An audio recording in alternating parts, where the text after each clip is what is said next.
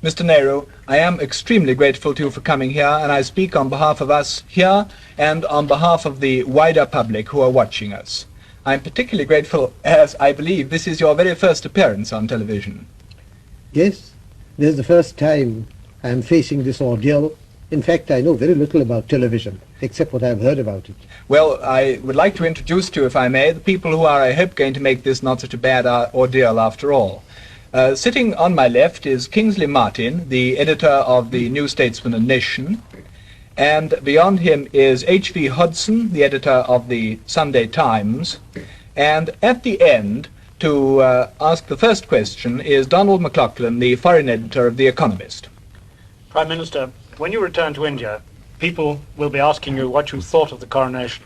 What are you going to tell them? Well, I'll have to tell them a great deal, but principally that it's very impressive in many ways.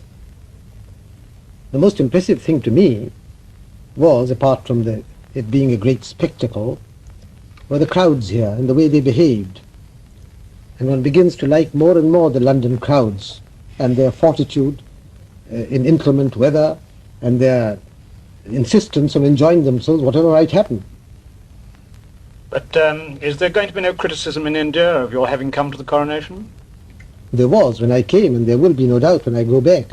But I don't think it will mount to much. Mr. Nehru, we all understand very well indeed why India decided to be a republic within the Commonwealth. What I think is a remarkable thing is why there is so little resentment in India towards the British in view of our past history. It seems to us that India is the most wonderfully magnanimous country. Can you explain this remarkable phenomenon of forgiveness? Well, partly we don't, I suppose, hate for long or intensively. But chiefly, I think, because the background that Mr. Gandhi gave us during all these past decades. After all, you were in prison yourself 16 years, and you don't seem to have any resentment about it at all. We might almost be popular people in India. Astonishing thing, really. I think it's a good thing for a person to go to prison for a short while. And to be Prime Minister for 7 years. I was going to ask, looking back on those 7 years and remembering all the hopes that were expressed at the time when India gained her independence, do you feel that they have been years of satisfactory achievement, or have you disappointments, Prime Minister? Both. I think we have certainly achieved much, and there has also been a lack of achievement. We haven't done what we wanted to do, so it's both satisfactory and unsatisfactory. Could you elaborate that a little? What have you been disappointed in? It's rather a big question. There are so many things in India. Can I give you a lead about democracy and the progress of political democracy in India? Well, generally speaking, I would say that politically we had advanced. The unity of the country, we've put an end to all the old princely states.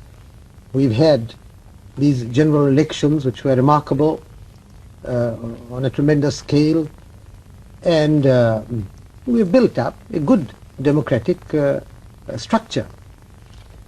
What troubles us chiefly is the economic side. I believe we have made progress. I should like the progress to be much faster.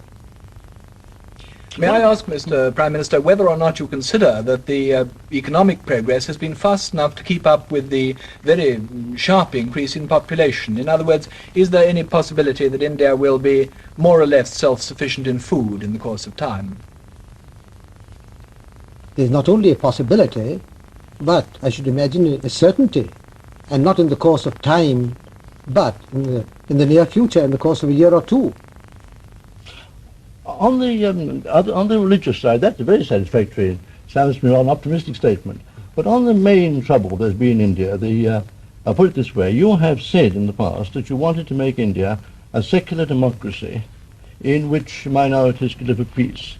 Now, do you feel, I regard that as one of your principal objectives, do you feel that you have achieved that religious fanaticism is gone down now? Do you feel on top of that problem? Well, we are on top of it, but I can't say that we've put an end to it. and we have to face it even now often enough.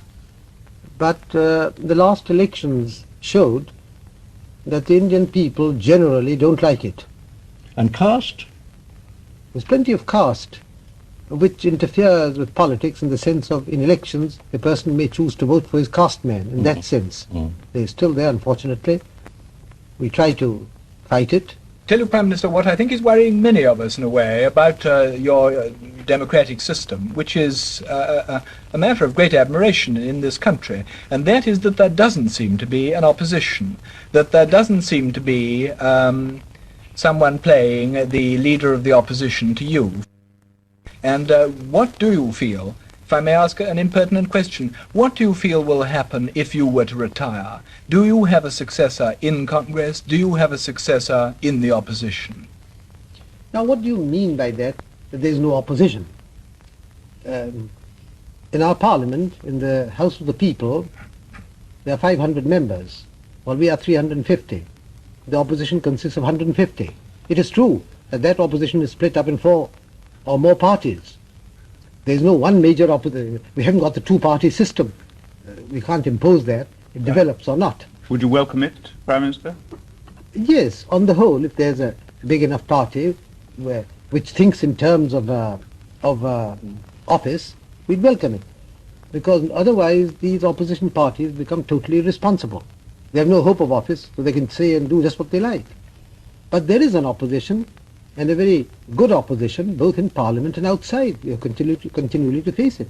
Do I understand you're right, Prime Minister, that what you regard as the big thing in Asia, and for that matter now in Africa, is the growth of a great national feeling, and that, as I understand, interpret speeches of yours, what you think is important is the growth of this national feeling and the fear that communism will make use of that.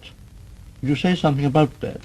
Well, you see, I think in the perspective of history, one of the biggest things that has happened and is happening is this awakening or upsurge in Asia and to some extent in Africa. It's a tremendous thing. It takes different, it develops differently in different parts of Asia. But it has upset completely the old order. In China it has gone one way, in India another way. We arrived at a peaceful settlement with Britain. In Burma, it's Southeast Asia, everywhere it has a different face. But the main thing is this enormous upsurge. In a sense, after 300 or 400 years of, well, more or less European domination, Asia is coming into its own, sometimes rightly, sometimes wrongly.